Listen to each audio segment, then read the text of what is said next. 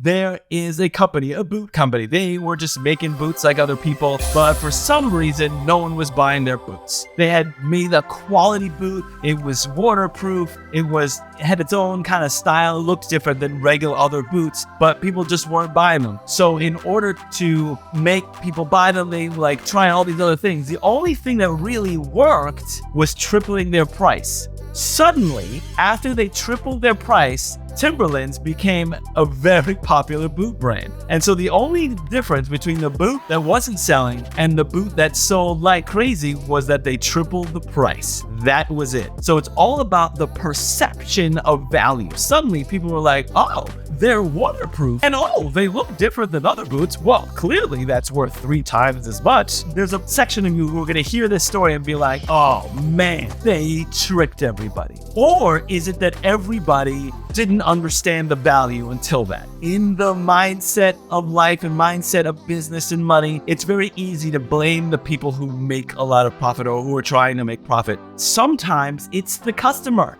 Timberland had already made Timberland, not Timbaland, because he's a musician.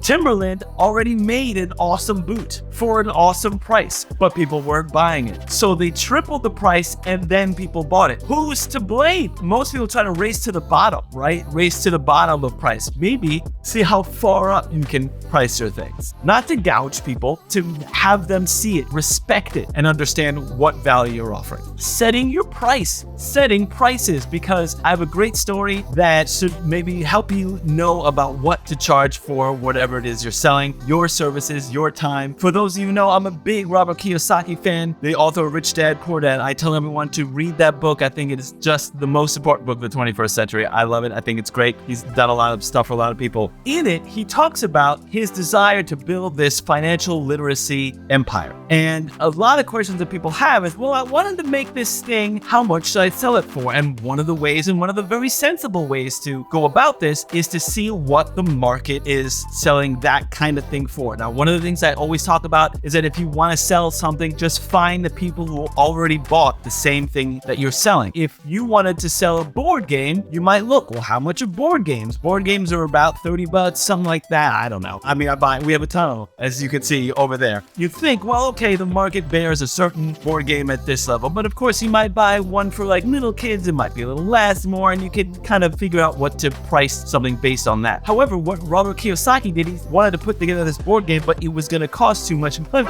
That's my wife. Hi, wife. Couldn't sell it for whatever board games were going for. What he did was he sold it for $200. Who buys a board game for $200? I'll tell you who does. This guy right here. This guy could not wait to spend $200 on Robert Kiyosaki's board game Cashflow. And the way he made me want to buy it, listen carefully, the entire reason he wrote the book, Rich Dad, Poor Dad, was to sell this board game. Think about how amazing that is. And he sold the book for what books go for. So think about that as kind of a step ladder to your product. How can you find the people who are interested, educate them to want to buy something of yours, and give them enough value in the book so that they might want to buy this $200, whatever it is you're selling, if it's overpriced or if it's priced further than the market. That's the story I wanted to tell you today, because once after I read Rich Dad, Poor Dad, I could not wait to spend $200 on that board game. When I got it, I got home, I played with it by myself on my lap because I couldn't waste the time to go from the couch to the kitchen table to play with it. That was starting for me. Wife's gonna go pick up the kids now. I guess that's what you're going. Bye, sweetheart. Love you. I'm gonna go kiss her goodbye. So I'll talk to you soon. Bye.